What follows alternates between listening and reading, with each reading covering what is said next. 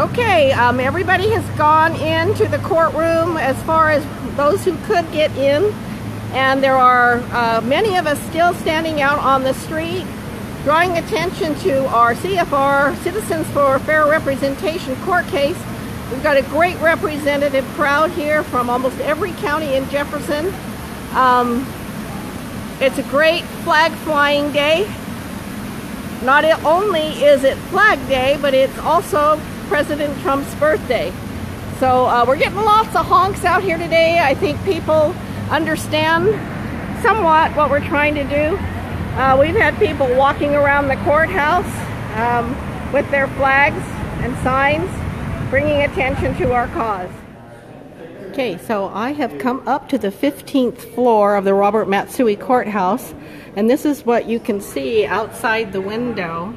You have a panoramic view of the city and the river in the distance, and we are pretty far up, as you can see down there. I'll walk along here. We've got people up here waiting either to get into the courthouse. It's nice and cool up here, so they're all waiting patiently. Got a lot of people, Jefferson people here, waiting to get into the courthouse. The hearing was supposed to start at 2. It is now 5 after 3. This is not unusual, however. This is the last court case of the day, so don't get caught. Okay, I cannot tell you that we will win. I can tell you that I believe with all my heart that we should win. What is going on right now is we are asking this court to do its job and to determine whether the state of California is properly representing its people, or whether we now have an oligarchy which is not allowed pursuant to the terms of the United States Constitution. The judge asked a number of questions, but it's my prediction that she may well not allow us to bring this case. And you got to think about what that means. What it meant for our forefathers was that when the courts were not there because King James didn't allow them to be there, and they had nowhere to go, there came a time when they believed that they had to engage in self-help and establish a social compact that would be available to protect the people from their government. And so they attempted to create a government of the people, but the government has taken itself away from us, the people, and we have to do something about it. Of course, the first resort is and should always be peaceful. But at some point, when it becomes obvious that you cannot have your just concerns addressed, then we have to contemplate what is the appropriate course of action. I'd like Gary Zerman, my co-counsel, to come up and also briefly explain what happened. And, you know, the court knew that it wasn't going to be able to accommodate you, and it's unfortunate, because the essence of a representative democracy is that it is the people who are the sovereign. The government borrows their sovereignty. Gary. Yes, Take it away.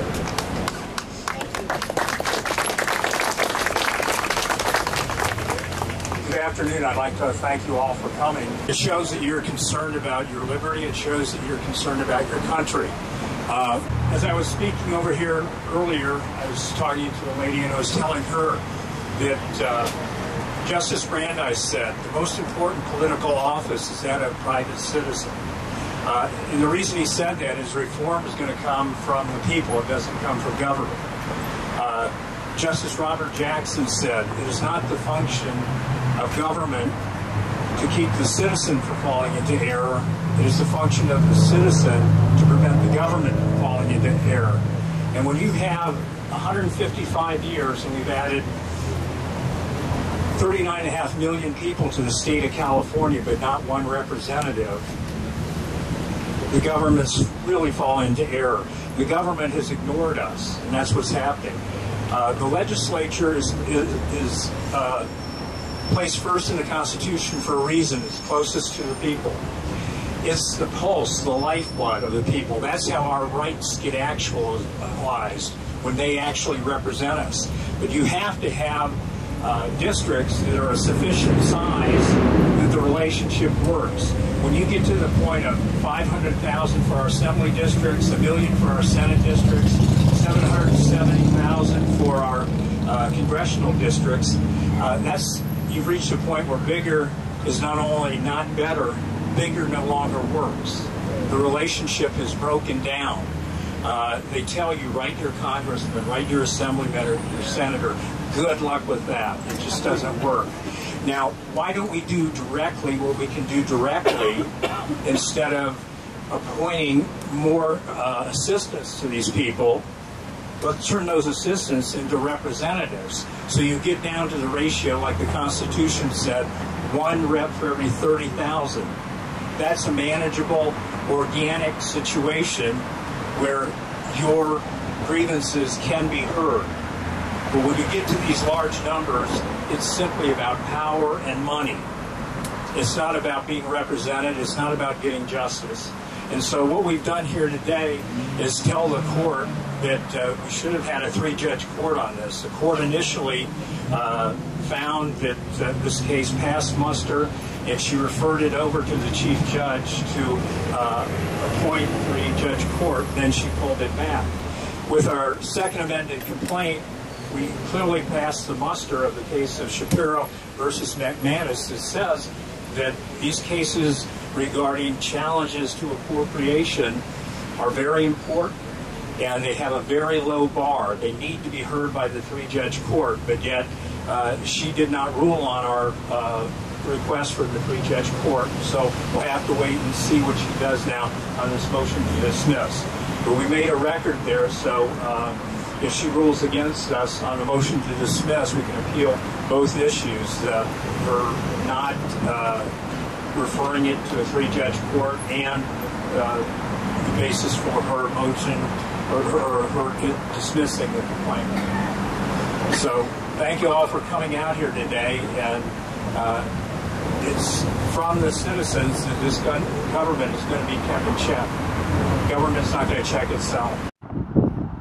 Okay, we're ready to go. And here we go. Here we go.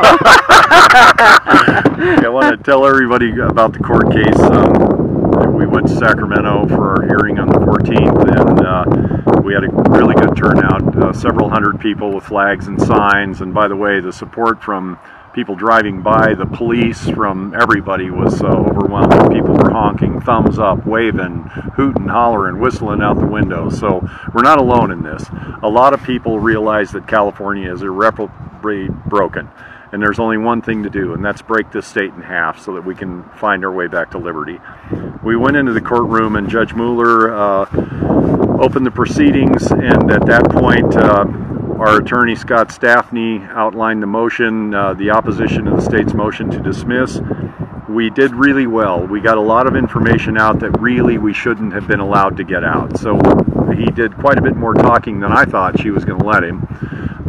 And then Gary Zerman talked about demanding the 3-judge court, and he reminded the judge that she does not have the jurisdiction to hear this, even the motion to dismiss alone, because no single judge can be trusted in an apportionment case. The judge was very interesting. She did a lot of whining.